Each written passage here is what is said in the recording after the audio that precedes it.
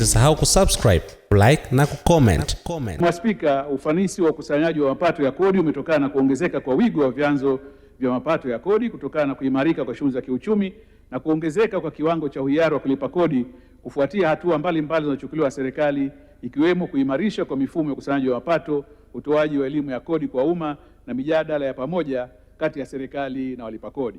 Mheshimiwa Spika, natumia fursa hii kuwashukuru kwa dhati Watanzania wazalendo wanaotimiza wajibu wao wa kulipa kodi kwa hiari. Mwitikio huo mzuri umeendelea kuimarisha uwezo wa ndani wa serikali kugharamia huduma muhimu za kijamii na kiuchumi nchini kwa zaidi ya 70%.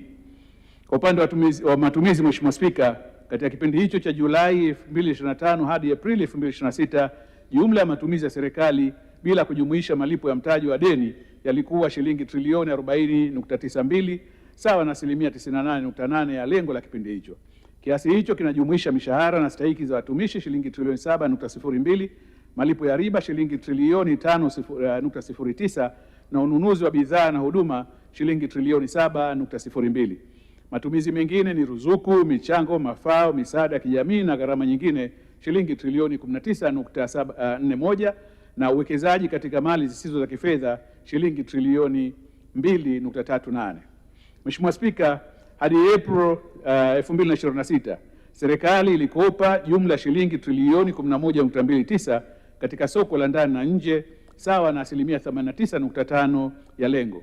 Kati ya kiasi hicho mikopo ya ndani ilikuwa shilingi trilioni 5.08 ambapo shilingi trilioni 2.55 zilitumika kulipa hati fungani zilizoiva na shilingi trilioni 2.53 zilitumika kugharamia miradi ya maendeleo.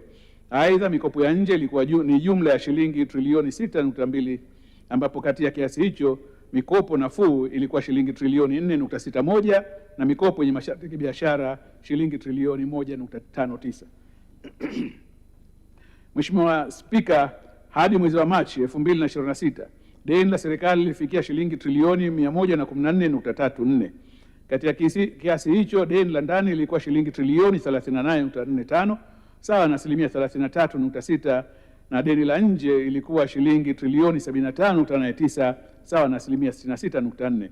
Deni hilo limetokana na mikopo iliyoelekezwa katika maeneo ya kimkakati yanayochochea ukuaji wa uchumi ikiwemo ujenzi wa miundombinu ya usafirishaji, nishati na mawasiliano. Mheshimiwa Spika, tathmini ya uhimilivu wa deni uliofanywa Novemba mwaka 2025 imeonyesha kuwa deni ni himilivu katika kipindi cha muda wa kati na muda mrefu. Thamani ya sasa ya deni la serikali kwa pato la taifa ni 39.6 ikilinganishwa na ukomo wa 55%. Deni la nje kwa pato la taifa ni 24.4 dhidi ya ukomo wa 40%, na deni la nje kwa mauzo ya nje ni 123.1 dhidi ya ukomo wa 180%. Hali hii inaonyesha kuwa nchi yetu ina uwezo mzuri wa kusimamia na kuhimili deni lake bila kuathiri uthabiti wa misingi ya uchumi. Mheshimiwa Spika, sambamba na mafanikio hayo, kampuni kubwa za kimataifa za Moody's na Fitch Ratings zilifanya tathmini ya awamu ya kwanza ya uwezo wa nchi kukopa na kulipa madeni kwa mwaka 2026. Matokeo ya tathmini yalionyesha kuwa Tanzania inakopesheka na ina uwezo mzuri wa kulipa madeni yake. Matokeo haya yanatokana na ukuaji mzuri wa uchumi, utekelezaji wa mageuzi ya kimuundo yanayoboresha mazingira ya biashara na uwekezaji, pamoja na nidhamu ya matumizi ya fedha za umma na ongezeko la mapato ya serikali. Masuala mtambuka.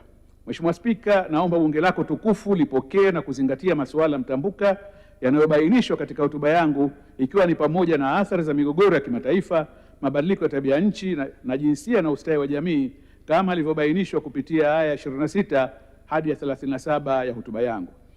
Mheshimiwa Spika, kupitia amri ya Rais, uendelezaji wa makao makuu Dodoma. Mheshimiwa Spika, kupitia amri ya Rais, yani Presidential Decree namba 320 ya mwaka 1973, Dodoma ilitangazwa kuwa makao makuu ya taifa la Tanzania wakati wa awamu ya kwanza serikali chini ya uongozi wa baba taifa marehemu Mwalimu Julius Kambarage Nyerere. Aidha, mwezi Februari mwaka huu 2026 tumetimiza miaka 30 tokea Bunge la Jamhuri ya Muungano wa Tanzania kuhamia Dodoma na hivyo kuwa mhimili wa kwanza kuhamia rasmi makao makuu.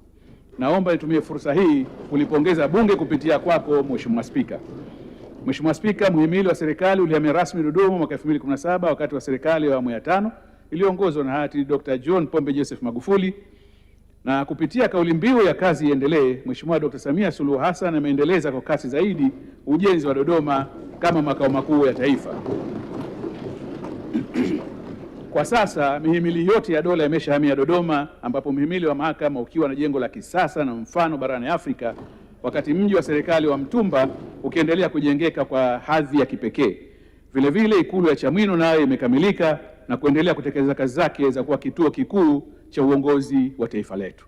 Hakika hii sasa ni Dodoma, mji mkuu unaoibukia vyema na sio tena mji uliozama Idodoma. Ili kwa wa kwanza kupata habari zetu, tafadhali usisahau kusubscribe, like na kucomment.